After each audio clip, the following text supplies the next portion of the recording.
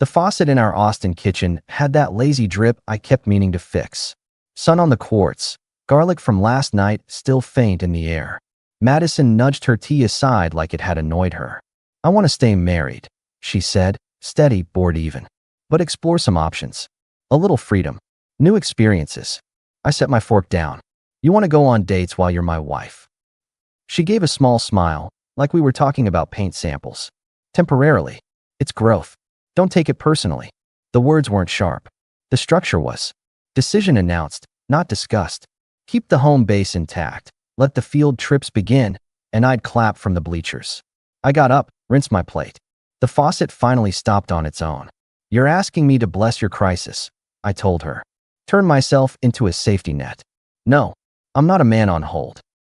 She blinked, annoyed that I'd stepped out of the script. "You're being dramatic. It's not about you." "That's convenient." I dried my hands on the dish towel, hung it straight. "You opened a door. It swings both ways. If I'd known where it was headed, I would have called a locksmith before lunch." She kept her tone even. "Let's be adults. I want a little space. You'll still be here. We're fine." "Noted." I slid my chair under the table. "I'll make adjustments." "What kind of adjustments?" "You'll see." She rolled her eyes and reached for her phone. "Don't turn this into a thing. It already is a thing." I grabbed my keys. "I'll be back later." On the drive to my office, I hit the bank. The teller knew me by name. I signed the transfer papers without small talk. My business accounts were mine.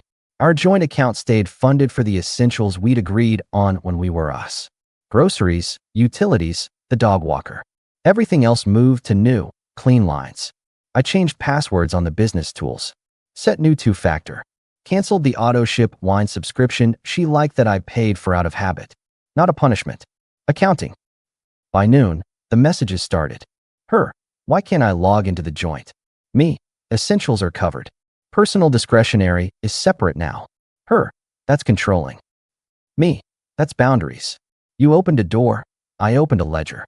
At 2. Another. "We're still married. Why would you isolate funds?" I called her. "Because you asked for freedom. Freedom has overhead. You handle yours. I'll handle mine." "So you punish me?" "Madison, if I wanted to punish, you'd know. This is me staying sane." She went quiet, hunting for a better frame. I said temporarily. "I heard you. I'm not a child. I'm not asking permission. That's clear." I ended the call first. I like clarity in business. Turns out I like it at home too. By evening, she stood in the doorway of my office, leaning on the frame like a playful detective. "You're serious about this separate money thing?" "I am." "You're still eating what I cook?" "If you're cooking because you want to eat, sure." I looked away from the screen. "If you're cooking to stay in control, order takeout. I'll pay my share." She moved a picture frame, then moved it back. "You're overreacting." "To your freedom?" "To the logistics."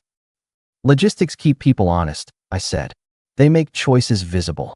Her lips thinned. "You don't get to punish me for wanting more. Stop trying to sell more as a virtue while it costs me respect." She crossed her arms. "We'll talk later." We just did. The next morning I posted, "Single again. Not broken, just adjusting." I didn't tag her. I didn't write a manifesto. The thing was barely a sentence. Within an hour, my phone was vibrating off the desk. Texts from friends I'd known since high school, from guys I'd coached their kids with, from a vendor in San Antonio who'd once watched me talk down a contractor and had apparently been waiting for me to remember who I was. "You good? Proud of you for drawing a line. Come by the shop if you need to get out of the house. About time you stopped apologizing for breathing." The support didn't fix anything, but it exposed my blind spot. I wasn't crazy. "Madison, on cue. Take that down. That's humiliating." I replied, "It's neutral. It's not about you. You're blowing up our privacy. It's my status, not your PR." She called twice. I let it go to voicemail. When I finally picked up, she didn't say hello. "Do you have any idea how that looks?" She was clipped, voice pitched for control. "Like I'm adjusting," I said. "Which I am. You're trying to turn people against me." "I don't need to turn anyone. They know me." She exhaled, a sharp hiss. "You want a list of who texted me? You want me to read it? I want you to stop pretending I'm your communications director." "What does that even mean?" "It means you don't get the image without the work. I'm still your wife. You opened the door." "You're cruel." "I'm awake." She hung up. I fixed the faucet that afternoon just to hear something stop. 2 days later, I changed the locks and the garage code.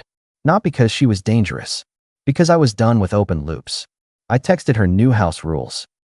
Me, new locks, new code. Ping me before you come by. Her, you don't have the right. Me, I have the key. Her, I'm your wife. Me, you were. You're choosing something else. She showed up that evening with the old key anyway. Rattled it against the deadbolt like it owed her money. The porch light hit her face. She dressed casual but curated. She wanted to own the tone. Open the door, she said. This is pathetic. I held it half open on the chain. No surprise entries. Text first. You're policing me. I'm protecting my time. This is my house. It's the house we paid for. I'm the one living in it now. Step 1 of your plan was space. This is space. She tried to wedge a foot against the door. I didn't push back. I just let the chain do its job. You're going to regret this, she told me. You're going to chase me once you calm down. Doubt it, I said. I'm finally rested. She stood there long enough to make her point, then left.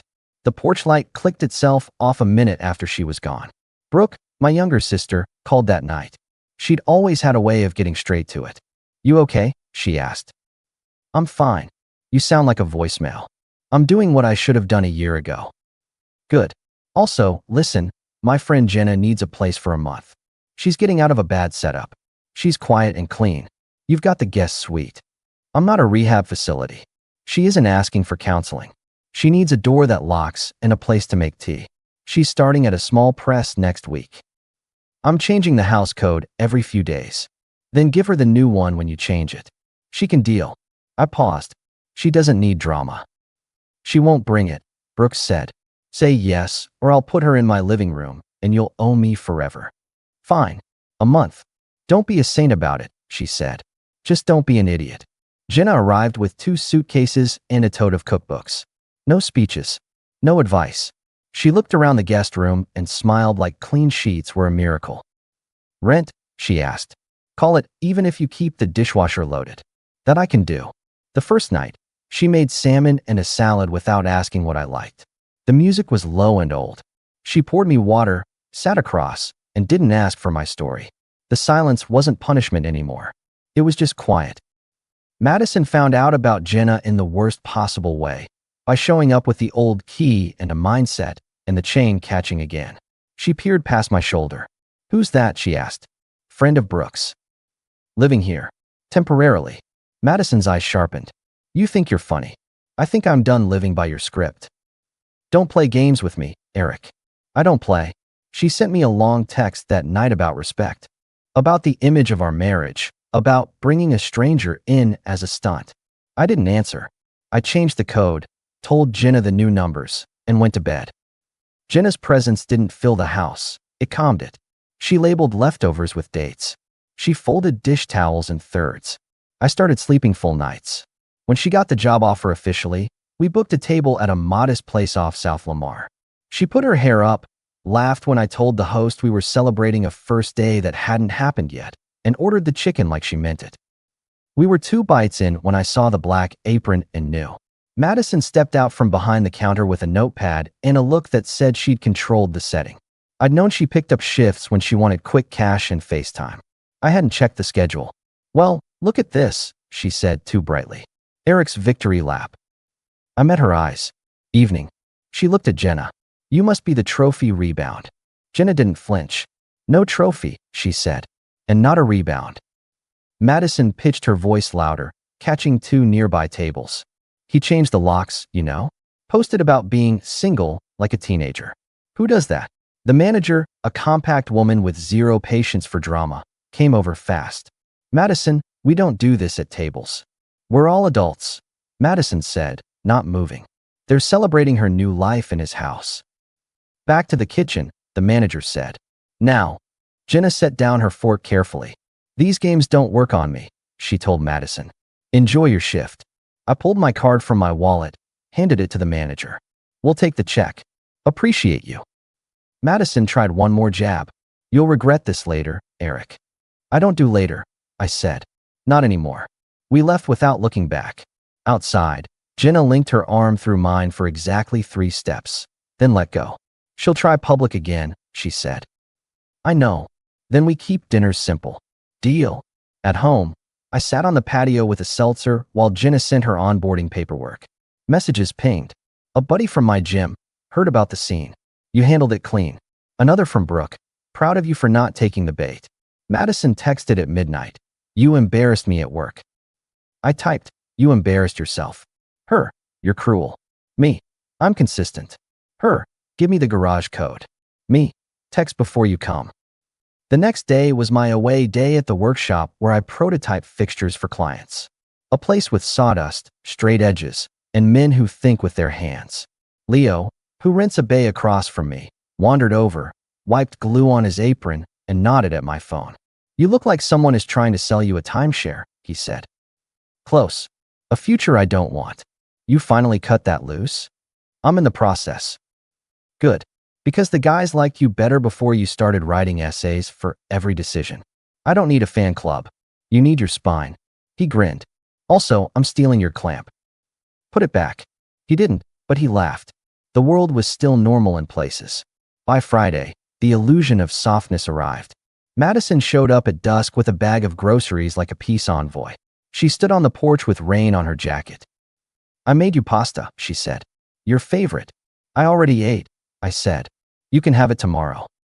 I'm not storing gestures. She pushed the bag toward me.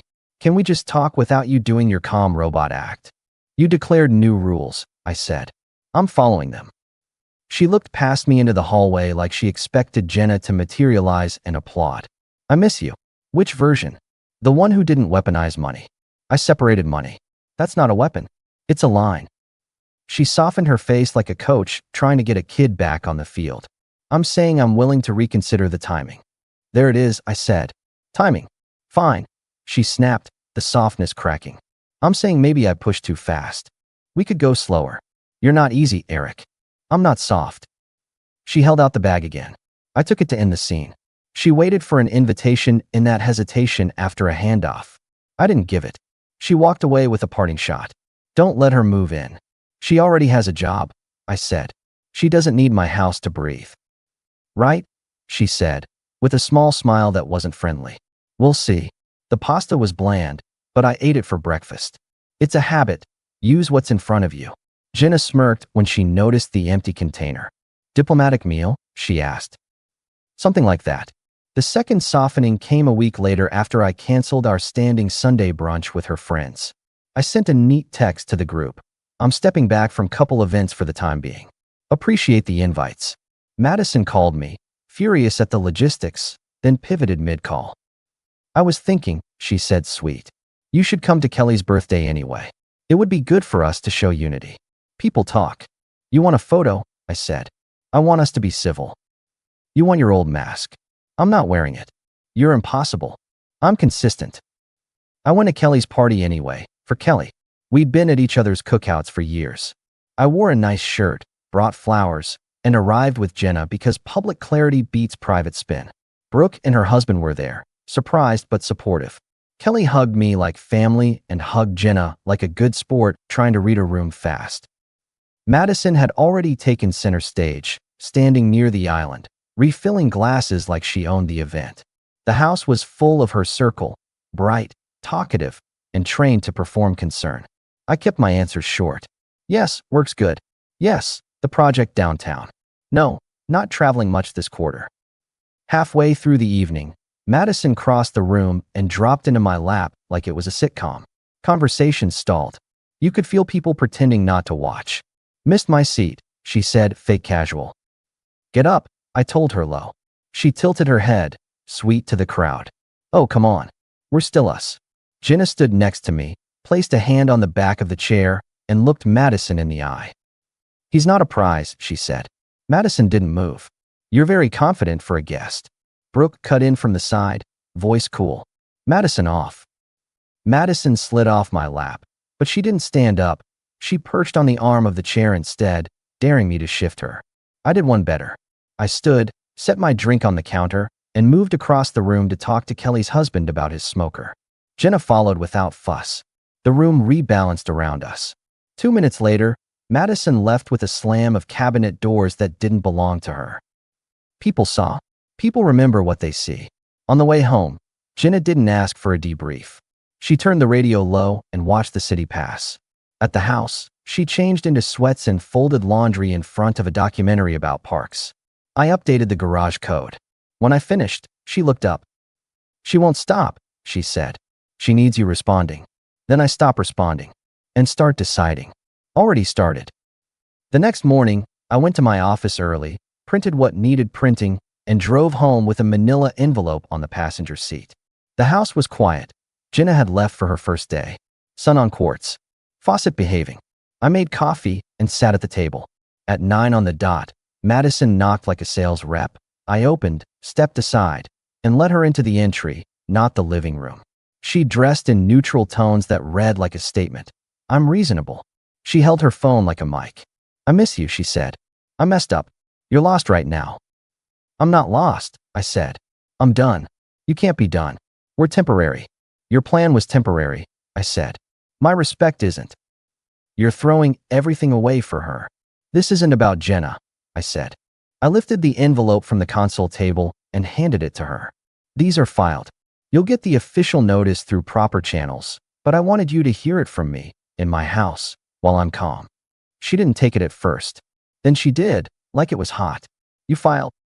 "I did." "You're insane." "I'm finished." "You think this is power." "I think this is the first honest thing we've done in months." "You're going to ruin your life." I already found it under the noise.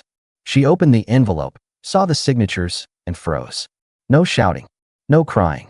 Just the realization that the game board had been lifted. She tried one more angle. "You're throwing it all away because I wanted space?" "You wanted options and a soft landing," I said. "You can have one." She stared past me into the hallway, hunting for Jenna again. "You're doing this for her." "I'm doing this for me. You'll regret it." "I don't carry regrets," I said. "I carry keys." She put the envelope back on the table like it might stain her, lifted her chin, and left without slamming anything. When the door clicked, I let myself breathe like a man who'd finished a job, not like a soldier after a battle. Brooke came by that afternoon with coffee and a look. "You filed," she said. "I did." "She'll try to make it about optics." "She already did." "Good. Keep it boring." "Boring is safe." "I can do boring." 2 evenings later, my truck's gas cap hung at an odd angle. A neighbor, Mr. Alvarez, waved me over from his driveway, his face tight. "Hey man," he said. "Not my business, but I saw someone near your truck late." "Woman." "Hoodie." I told my wife to call it in if anything looked off. "Appreciate it," I said. I crouched, sniffed, and didn't smell anything sweet or sharp. "You catch a plate?" He shook his head. "Just be careful." I checked the security camera feed. A figure in a hoodie had hovered by the truck for a beat, then hustled away when a patrol car cruised past, looking for speeders. I sent the clip to my phone, logged it with the non-emergency line, and texted Madison something short. "Me. If you're trying to rattle me, pick a safer hobby." "Her. What are you talking about?" "Me. The house is covered. Stay away from my property." "Her. You're paranoid." "Me. I'm rested." Jenna watched me from the dining table. "You going to send that video to anyone?" "It's already noted." "You need me to move my car?" "No. You need to make your lunch for tomorrow. We're not changing for chaos." She smiled and pulled the hummus from the fridge. I didn't sleep badly that night. I slept like someone who trusts his locks. The next week, we ran into Madison again, not by accident this time. Kelly's husband invited a bunch of us to a backyard thing. Early fall, screens up for the game, kids in the grass. I went because life goes on. Jenna came because she'd learned my friends fast. She talked books with one of the moms and compared recipes with Kelly. I brought a simple salad that didn't compete with the smoked meat everyone pretended not to love too much. Madison arrived late, wearing the kind of smile that dares people to mention the weather. She worked the yard like a politician, light on her feet, offering apologies that weren't for anyone in particular. I stayed on the deck, poured myself a ginger ale, and took the last seat at the rail. She waited for the moment when Jenna was across the yard. Then she walked up, leaned close, and spoke under the music. "You're really going all the way with this?" "All the way," I said. "You're going to be alone again," she said. "And you'll deserve it." "I like my own company." "You're cruel," she said softly, practicing for sympathy she'd collect later. "You made me into a story. I didn't write your lines." She straightened. You could stop this. Already stopped it. She left me with that and slid into a conversation near the grill. 10 minutes later, Jenna reappeared, pressed a hand between my shoulders, a brief, grounding touch, and then took it away. You ready to go? She asked. Yeah, I said. Let's keep the exits clean. On the way out, Madison tried one more theater piece.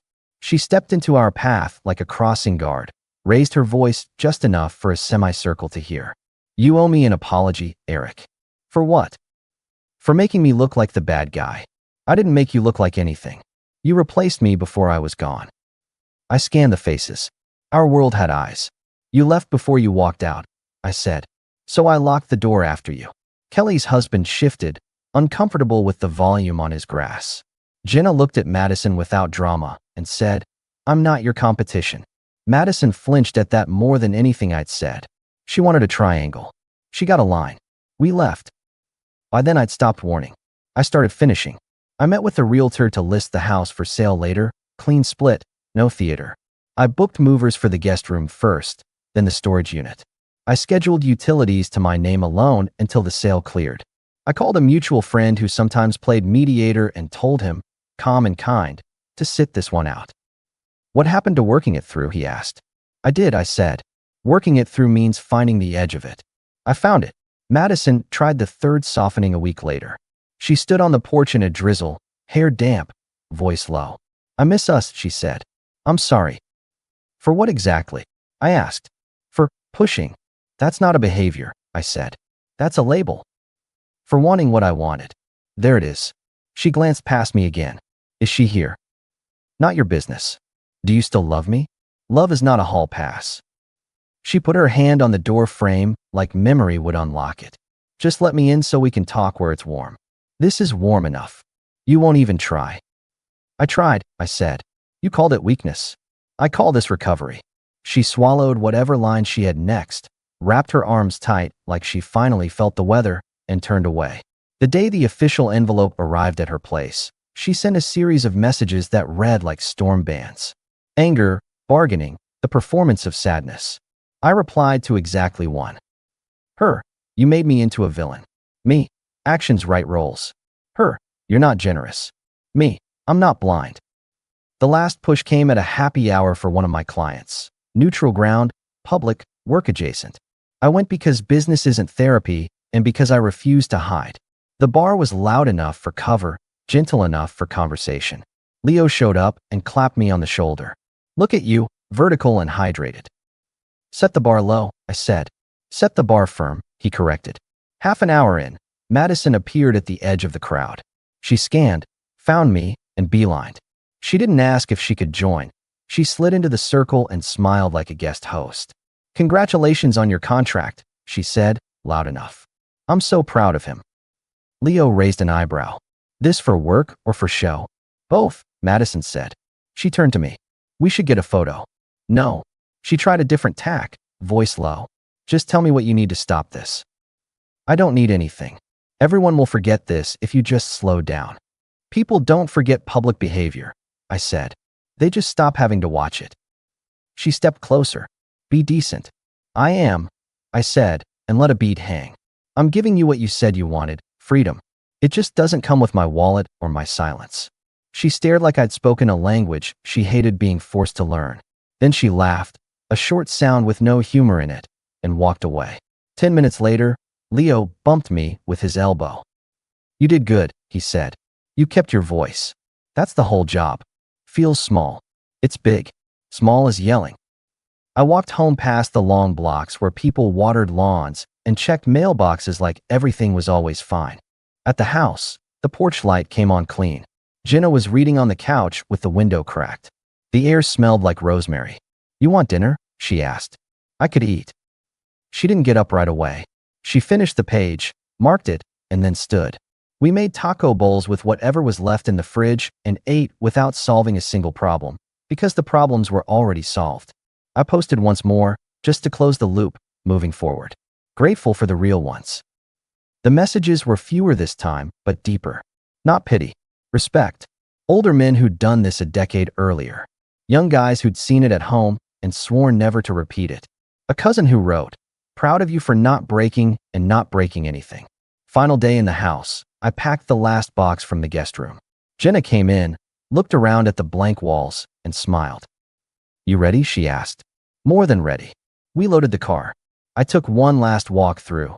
Kitchen, hallway, the spot on the floor where the dog used to slide when he tried to take the corner too fast. I locked the door and didn't look back. I moved to a place on the east side with clean lines and a garage that didn't try to boss the car. It isn't fancy. It's mine. I bought a used truck that runs smoother than it looks. I kept my mornings for the workshop and stopped saying yes to projects I resented. My evenings are quiet. Sometimes Jenna is there, sometimes she isn't, because she has her own life, which turns out to be part of why I like her. We do dinners, we do silence, we don't do strategy sessions about how to manage each other's reputations. Brooke drops by and steals my chips. Leo returns stolen clamps and pretends he didn't. As for Madison, I hear things. Not from her. From the city, which talks. The job behind the counter didn't stick. The people who loved being confided in during the drama don't visit as often when the show moves on. The options look different when they come with real bills and no backstage pass. She'll land somewhere, because people do. It just won't be on my couch or with my code. I didn't leave angry. I left clear. When someone tells you they're shopping while asking you to keep the lights on, take them at their word and take your light with you. I didn't win anything. I just stopped volunteering to lose. When I think about that morning in the kitchen, the drip, the sun, her voice pretending to be gentle, I don't feel much. Not pride, not bitterness. Just the relief of having chosen a door and walked through it. She opened it. I made sure it shut.